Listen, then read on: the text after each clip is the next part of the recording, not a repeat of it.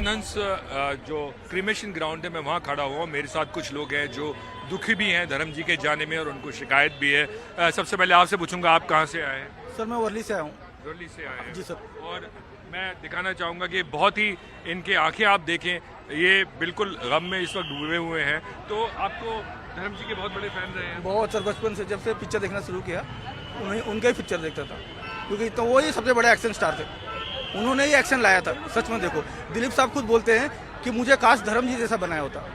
उन्होंने खुद बोला था ये बात। और उनका ये अंत इतना जल्दी सर उनका ये कर दिया, अंतिम संस्कार किया। ये हम से कम पब्लिक को तो जो उनके चाहते हैं, इतने फैन हैं कहाँ से, इंडिया से। मेरे साथ एक राजस्थान से भी आया था अभी जस्ट। कहाँ से? राजस्थान से।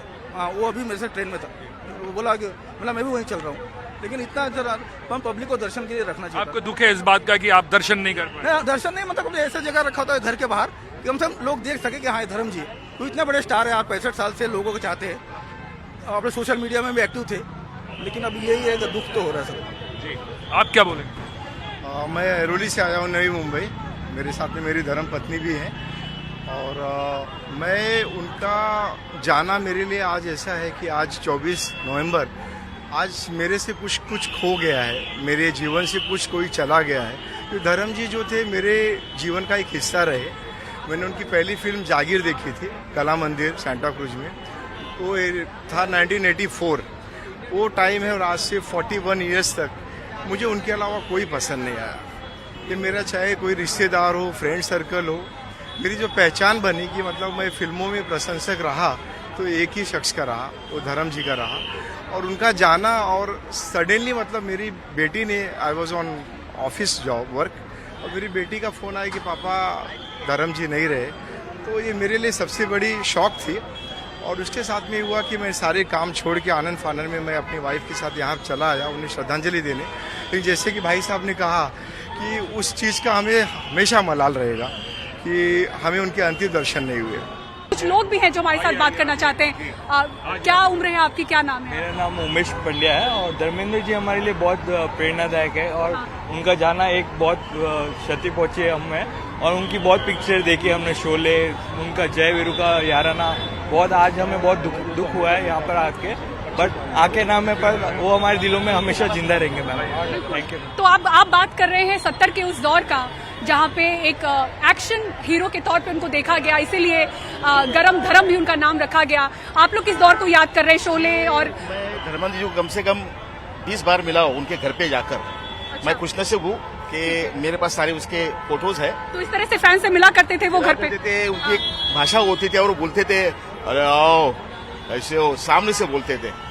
पूरा बदन भर आता था कि ऐसे लीजेंड आदमी से हम लोग मिल रहे हैं। तो हमेशा मैं किसको भी लेके जाता या मैं खुद मिलता था तो प्यार से मिलते थे, गले लगाते थे, भाई हम बोलते थे। और मेरे तो क्या बताओ, मेरे बहुत यादें जुड़े उनके साथ। घर पे बहुत सारी फोटोज मेरे पास है और बचपन की उनकी सारी फिल्में। आज जब आपको खबर मिली यहाँ पर, एक खबर तो आपको 11 नवंबर को भी मिली होगी, एक खबर आज मिली होगी, तो आप लोग एज फैंस कैसा सोचते हैं? बहुत अफसोस हो रहा है क्योंकि इनकी फिल्में मैंने बचपन में बहुत देखी है। क्या बताओ, मेरा गाँव मेरा देश, माँ है, बहुत सारी फिल्में भी नाम नहीं बता सकता हूँ, अनगिनत फिल्में हैं। पर आज ऐसे लीजेंड जाने का, आज किस किरदार में आप उनको याद कर रहे हैं? भाई बहुत सारे किरदार उन्होंने निभाया है ऐसे माहौल में। सबसे फेवरेट थे उनका शोले का जो रोल था वो कोई नहीं कर सकता। इस वक्त धर्मेंद्र के बंगले के बाहर मौजूद है। यहाँ पर लगातार फैंस इकट्ठा हो रहे हैं। हमारे साथ कुछ फैंस हैं बात करने के लिए। पहली बात तो ये जानना चाहता हूँ आपसे कि यकीन हो पा रहा है, क्योंकि जिस तरीके से चीज़ें हुई जल्दी में, आज भी जो फैंस है वो यकीन नहीं कर पा रहे कि धर्मेंद्र जी हमारे बीच नहीं है।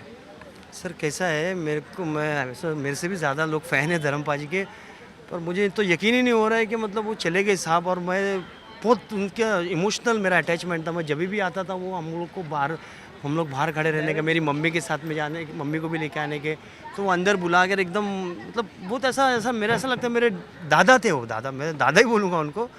और वो मेरे को रोना आ रहा है कि मैं उनको इतना पसंद कैसे, सिर्फ मैंने उनको देख के बहुत कुछ सीखा हूँ। मैंने उनकी पर्सनैलिटी, उनके लोनावाला के फार्म हाउस पे गया और मतलब मेरे को रहा नहीं जा रहा है, ऐसा मेरे को लग नहीं रहा है कि साहब दुनिया से चले गए। और आज मैंने मेरा सब काम छोड़ दिया, सब छोड़ दिया और आंसू आ रहे हैं मेरे को, एकदम बेचैन हो रहा हूँ मैं, बेचैन हो रहा हूँ। सवाल ये भी है कि फैंस लोगों को एक बार अंतिम दर्शन करने मिलता तो ज़्यादा अच्छा मिलता रहता। था। मैं वही सोच के आया था कि हम लोग जहाँ उनको इंतकाल, जहाँ उनको ले गए थे, तो वहाँ गया था। मैं सोचा हमको देखने मिलेगा, मेरा भाई भी छोटा साथ में आया था, ये सब गुजरात से आए हैं, तो हमको देखने मिलेगा ऐसा सोचे थे, पर ऐसा कुछ हुआ नहीं। उनको इतनी जल्दी उनको सब कर दिए, कुछ थोड़ा दुख क्या हो रहा यादें हैं? पिक्चर काफ़ी है, एक दौर ख़त्म हो गया ऐसा लग रहा है। इस आएगा ही नहीं आएगा। जो आदमी ने सर पे हाथ रखकर ब्लेसिंग दे दिया कि तू भी बनेगा, मैं रुका दिया गाड़ी ऐसा मिल सर में, आप हंस के टोपी, नहीं आएगा, आएगा ही नहीं। क्योंकि हम यहाँ पे आते थे दिसंबर 8 तारीख को, जब उनका जन्मदिन होता था, तो सनी पाजी, बॉबी पाजी ये देखकर हमको बुलाते थे कि आप आ जाओ फैमिली, आपकी फैमिली पहले आ जाओ। उन्होंने हमारा पिक्चर भी निकाला था, फोटो भी निकाला था, गले मिल के पप्पी अप्पी लेने लगे। लेकिन नहीं आएगा। फार्म हाउस से जब आते थे लोनावाला से, उनको मिलन के पास से, तभी पहली की सीट पर बैठ के वो देखते थे कि बैठा है कि नहीं, कि वो गैरेज वाला बैठा है कि नहीं। तो हम ऐसा हाथ दिखाने का सब गैरेज वाले। तो एक दिन मैं ऐसे ही भाग कर चले गया, आप सर को ऐसा नीचे करके मैंने सर का हाथ पकड़ा, ऐसा हाथ पकड़ के बोला, सर पहचाना सर आपने? बोले हाँ मैं पहचाना। बताओ उनको, आदमी को याद नहीं आएगा ऐसा। और मैं उनके लिए मतलब मेरे को अल्फाज नहीं आ रहे, क्योंकि मेरे को मालूम है मेरी वाइफ और हम लोग दोनों जब आए थे, तो जब हम लोग को अंदर बिठा के मेरे बच्चे को उन्होंने हाथ में गोद में बिठा कर बोले थे ये मैं रहूँ ना, मतलब वो आगे का जनरेशन का धर्मेंद्र ये है, ऐसा उन्होंने इतना ब्लेसिंग दिए थे। और आज मेरे को ऐसा यकीन नहीं हो रहा कि साहब नहीं है, मैं वो खुद को समझ नहीं पा रहा हूँ कि वो है नहीं। एकदम आंसू आ रहे हैं, एकदम दिल को मायूसी लग रही है। आप गुजरात से आए हैं, अंतिम दर्शन करने मिलता तो ठीक रहता है यार। मेरे को तो फ़ोन आया, मैं इधर रुका था, खाना खा रहा था, तो मेरा साले का फ़ोन आया कि भाई ये न्यूज़ में आ रहा है कि धर्मेंद्र जी नहीं रहे। मैं सोचा चलो इधर जाके देखते क्या है क्या नहीं।